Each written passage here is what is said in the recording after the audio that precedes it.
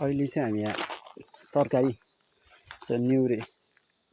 निउरो साग खोज्न आएको। हामी अहिले खोल्सातिर छौँ। सो फुर्सदको समयमा के गर्ने भनेर दिउँसोको टाइममा कसरी बिताउने भनेर सोचिरहेको थिएँ। अहिले चाहिँ निउरो टिप्ने घारीतिर आएको। निउरो पाउँछ कि पाउँदैन थाहा छैन। फेरि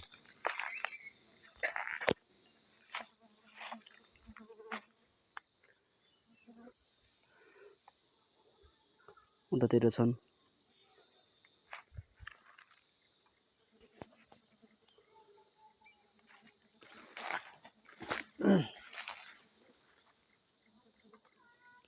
के हो यो?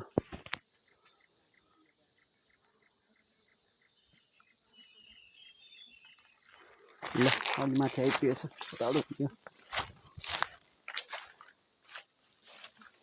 यहाँबाट ओर्लिनु पर्ला। खोल्सा यस्तो छ। हेर्नु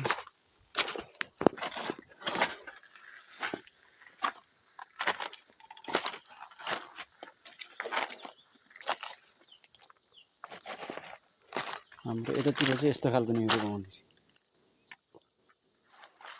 निउरो यस्तो खालको पाउँछन् रे। कालो निउरो भन्दो रहेछ यसलाई। खोइ